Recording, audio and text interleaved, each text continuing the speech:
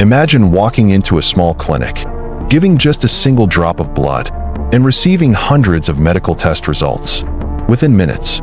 No needles, no pain, no waiting, just one tiny drop of blood, promising to transform modern healthcare forever. It sounded impossible, but in the early 2000s, millions of people believed it was about to become reality.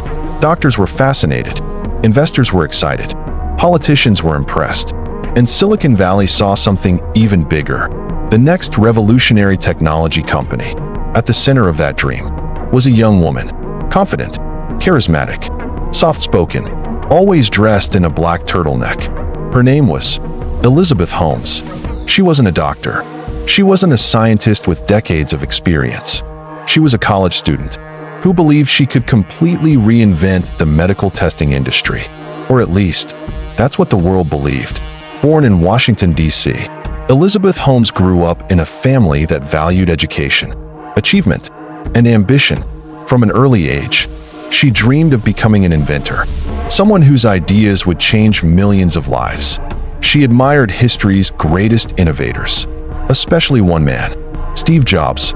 She admired not only his inventions, but also his leadership style, his confidence, his ability to convince people that impossible ideas could become reality.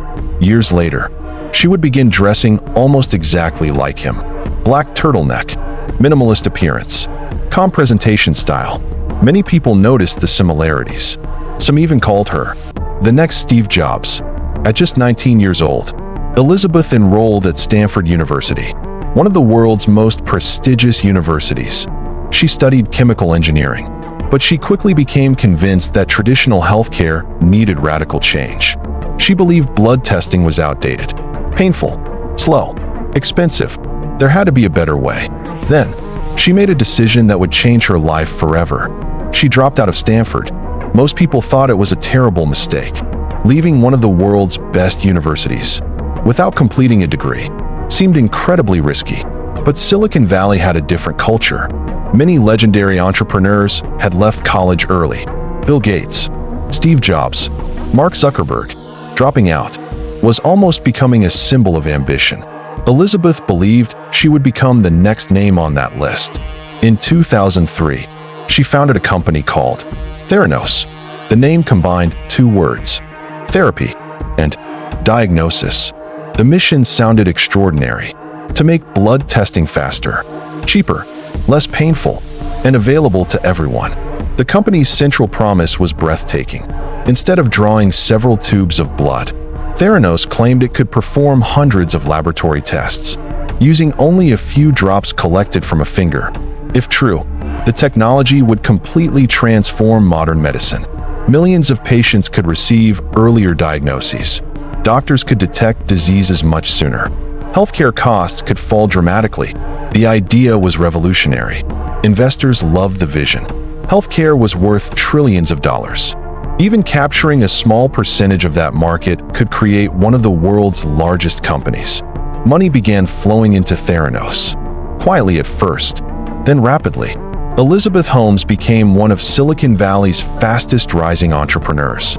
She spoke confidently at conferences, appeared in major magazines, featured on television interviews. Every appearance strengthened her reputation. She wasn't simply building another startup. She was supposedly changing the future of healthcare. But Theranos had one enormous problem. The technology didn't actually work. Inside the company, engineers struggled daily. Scientists faced impossible deadlines. Machines produced inconsistent results. Many blood tests failed basic quality standards. The revolutionary device investors had been promised was nowhere near ready. Yet outside the company, the public saw something completely different. Magazine covers celebrated Elizabeth Holmes. Business leaders praised her vision. Former government officials joined the company's board. Names that carried enormous credibility. Former secretaries of state, former military leaders, influential politicians. Their presence reassured investors. If people at that level trusted Theranos, why wouldn't everyone else? Funding rounds became larger. Valuations climbed higher. Hundreds of millions became billions. Soon, Theranos was valued at approximately $9 billion. Elizabeth Holmes herself became one of the youngest self-made female billionaires in history. At least, on paper. The media couldn't get enough of the story. Young founder, groundbreaking technology, female entrepreneur challenging an industry dominated by giants. It was the perfect Silicon Valley success story, or so it seemed. Inside Theranos headquarters, reality looked very different. Employees worked behind extraordinary secrecy. Departments rarely communicated with one another. Access to information was tightly controlled. Many scientists only understood small parts of the overall project. Questions were discouraged. Doubt was unwelcome, and those who challenged leadership often disappeared from the company.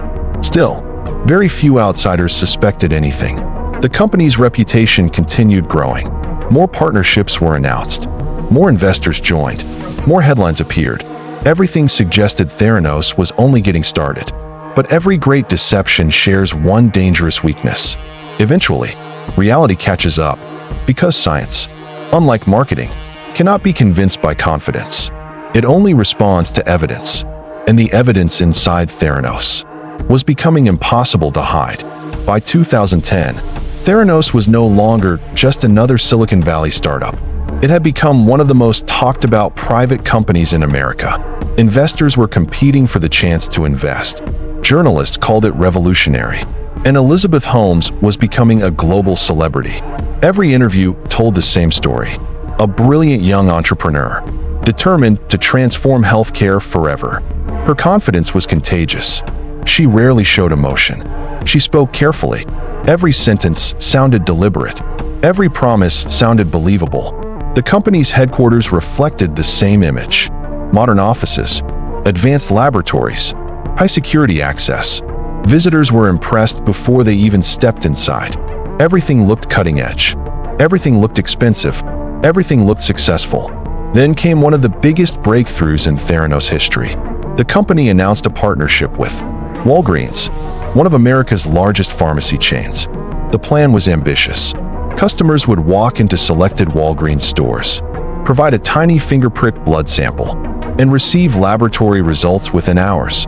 No hospital visit, no large needles, no complicated procedures, just fast, affordable healthcare. The announcement created enormous excitement. Investors saw unlimited potential. Healthcare experts imagined a revolution. Patients hoped for easier testing. The media praised the partnership. Very few people asked the obvious question: did the technology actually work? Inside the company, employees already knew the answer. Not consistently. The machines produced unreliable results. Some blood samples failed completely. Others generated inaccurate data. Many tests had to be repeated using traditional laboratory equipment. The revolutionary device could not reliably perform the hundreds of tests Theranos claimed. But instead of slowing down, the company accelerated.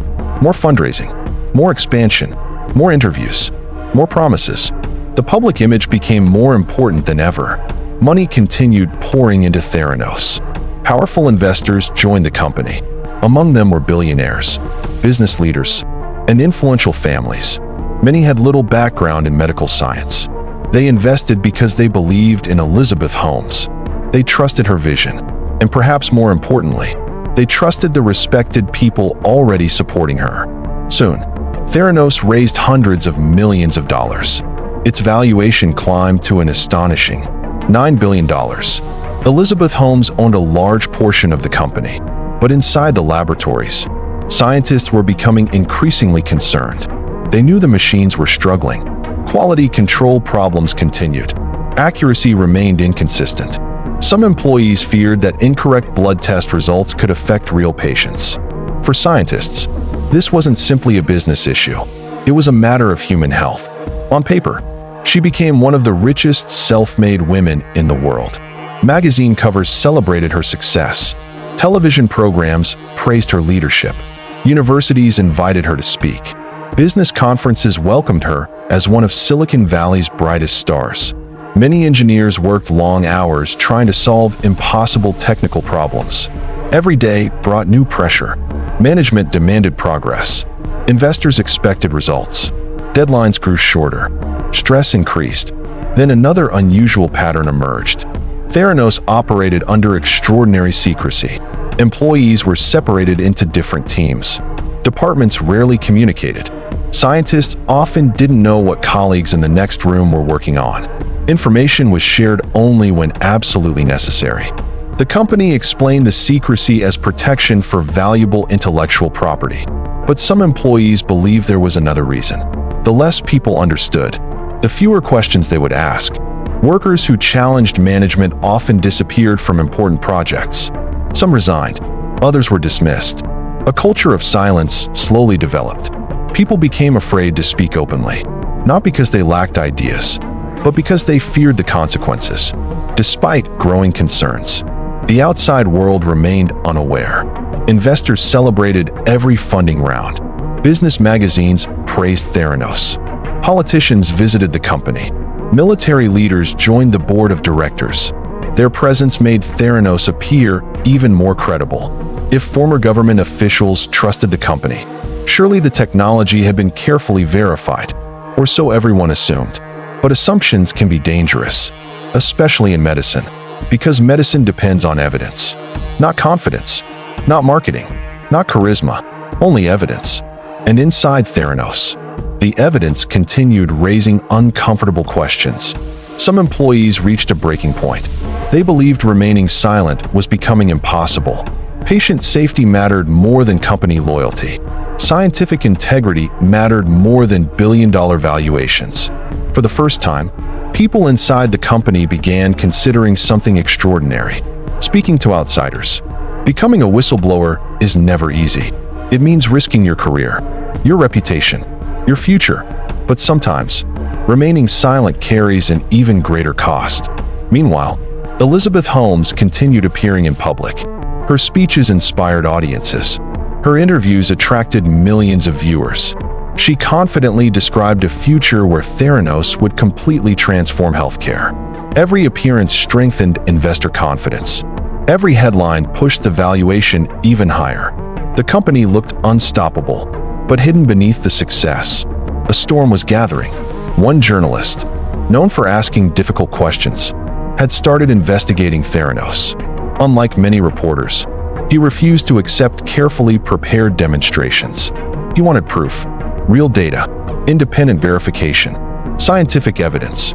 His name was John Carreyrou, and his investigation would soon expose one of the greatest deceptions in Silicon Valley history. For years, Theranos had controlled the narrative. Every interview was carefully planned. Every demonstration was carefully staged. Every public appearance reinforced the same message. The future of healthcare had arrived, or so the world believed. But in 2015, everything began to change. Not because of an investor, not because of a regulator, but because one journalist refused to stop asking questions. His name was John Carreyrou, an investigative reporter at the Wall Street Journal. Unlike many reporters, he wasn't interested in the company's marketing. He wanted evidence, scientific evidence. The first tips arrived quietly. Former employees contacted him. They spoke anonymously. Some were frightened, others were angry. Many believed patients were being put at risk. They all shared one message: the technology didn't work. At first, the claims sounded unbelievable.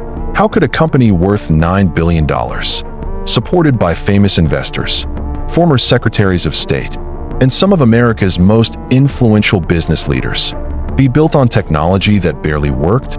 It seemed impossible, but impossible stories often deserve the closest investigation. Carreyrou spent months interviewing former employees, reviewing confidential documents, examining internal emails, comparing public statements with scientific evidence. The more he investigated, the more disturbing the story became. Inside Theranos, many blood tests weren't performed using the revolutionary Edison machine at all. Instead, employees secretly used traditional laboratory analyzers made by other companies, machines that hospitals had been using for years. The device that investors believed would transform medicine could only perform a limited number of tests, and even those results were often unreliable. Employees described an atmosphere of fear. Mistakes were hidden, questions were discouraged, Anyone who challenged leadership risked being fired. Some former workers even said they were followed by lawyers after leaving the company. Theranos fought aggressively to protect its image. Meanwhile, Elizabeth Holmes continued appearing on television, speaking at conferences, receiving awards. The public had no idea what was happening behind closed laboratory doors. Then, the Wall Street Journal published its investigation. The article sent shockwaves through Silicon Valley. It claimed Theranos technology failed to perform as advertised, that many tests relied on conventional machines, and that serious concerns had been hidden from investors and patients.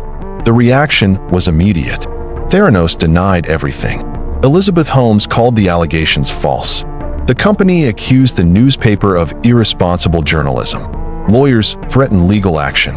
Executives insisted the technology worked perfectly. For a brief moment, many investors stood by the company.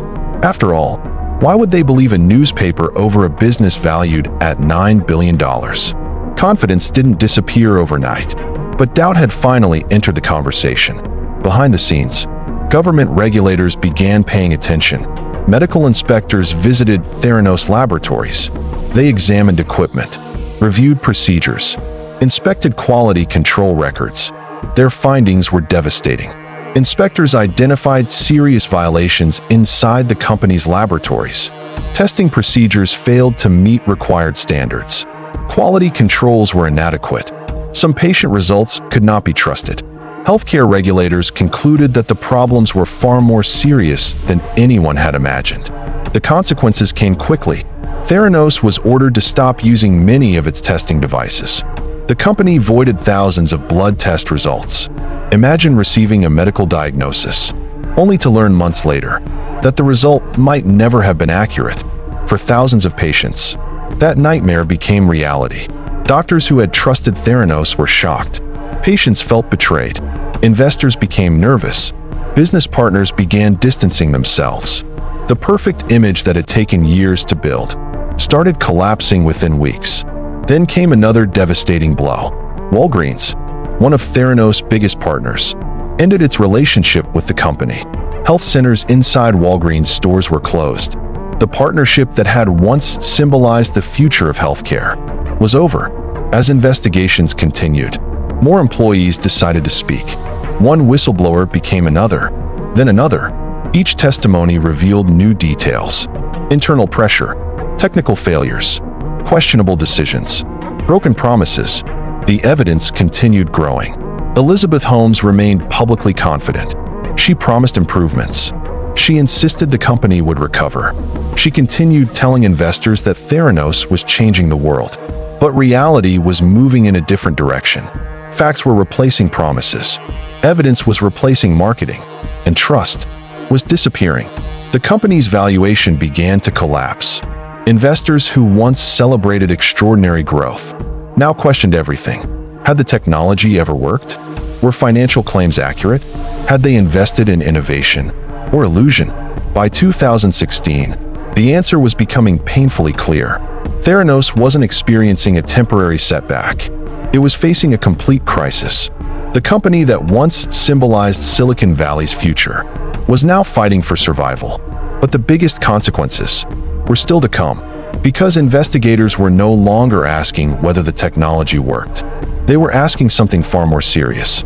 Had investors, patients, doctors, and the public been deliberately deceived? The answer to that question would ultimately send one of Silicon Valley's most celebrated entrepreneurs into a criminal courtroom. By 2017, Theranos was no longer the company that had once promised to revolutionize healthcare. The headlines had changed. The admiration had disappeared. The questions were no longer about innovation. They were about accountability. The company that had once been valued at $9 billion was running out of money. Business partners had left. Investors had lost confidence. Regulators had imposed severe restrictions. And employees continued walking away. The dream that had inspired Silicon Valley was collapsing before the world's eyes. Then, the United States government took action. Federal investigators had spent years reviewing documents, interviewing witnesses, and examining financial records. Their conclusion was devastating. According to prosecutors, Theranos had misled investors about its technology, misrepresented the capabilities of its blood testing devices, and created a false image of success that attracted hundreds of millions of dollars in funding. In 2018, the U.S. Securities and Exchange Commission, better known as the SEC, charged Elizabeth Holmes with massive fraud. The agency accused her of raising more than $700 million from investors through false and misleading claims. Holmes agreed to settle the civil charges without admitting or denying the allegations. She paid a financial penalty, returned millions of company shares, and was permanently barred from serving as an officer or director of a public company. But that was only the beginning. Soon afterward, federal prosecutors filed criminal charges. Elizabeth Holmes, the entrepreneur once celebrated as the future of Silicon Valley, now faced accusations that could send her to prison. Former Theranos executive Ramesh Sunny Balwani was also charged. Both denied wrongdoing. Both prepared for one of the most closely watched business trials in modern American history. The courtroom became the center of global attention. Journalists filled every seat. Former employees testified. Investors described why they believed in Theranos. Experts explained the science. Prosecutors presented internal emails, company presentations, and evidence collected over many years. One by one, the image carefully built by Theranos began to unravel. The jury heard how demonstrations had been carefully controlled, how investors were shown technology that wasn't performing as advertised, how partnerships were presented in ways that created confidence, even when serious technical problems remained unresolved. The trial lasted for months. Every day revealed another piece of the story, not just about one company, but about a culture where ambition sometimes moved faster than evidence, where enormous valuations, media attention, and investor excitement could overshadow basic scientific verification. Then came the verdict. In early 2022, Elizabeth Holmes was found guilty on multiple counts of fraud related to defrauding investors. The decision marked one of the most significant convictions in Silicon Valley history. The woman once compared to Steve Jobs was now officially a convicted fraudster. Later, she was sentenced to more than 11 years in federal prison. Sunny Balwani was also convicted in a separate trial and received a lengthy prison sentence. Theranos itself no longer existed. The company had officially dissolved. Its laboratories were closed.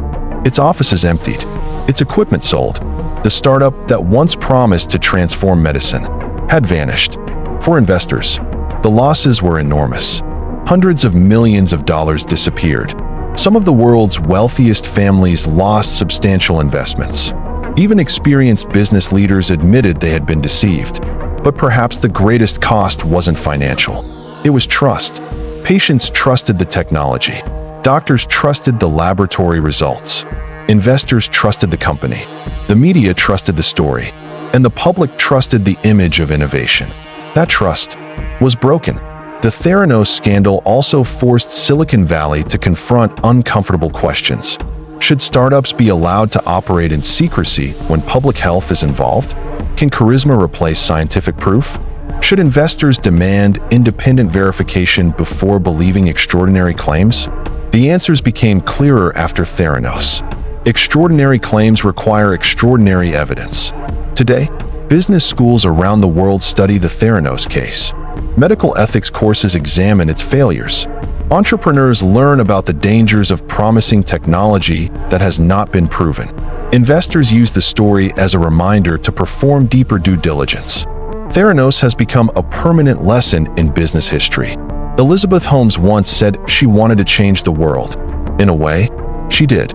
Not by transforming healthcare, but by changing how investors, regulators, scientists, and entrepreneurs think about trust, transparency, and accountability. The story of Theranos reminds us that innovation is powerful, but innovation without honesty can become deception. Vision without evidence can become fraud, and confidence without truth can destroy everything. The next time you hear about a startup claiming it will change the world, ask one simple question: where's the evidence? Because history has shown us that billion-dollar dreams can sometimes be built on billion-dollar lies. Thank you for watching. If you enjoyed this documentary and want more stories about billion-dollar frauds, corporate scandals, startup failures, and the biggest financial crimes in history, subscribe to Money Trap, turn on notifications, and join us for the next investigation. Because behind every revolutionary company, there is always a story, and sometimes the biggest innovations turn out to be the biggest illusions. See you in the next documentary.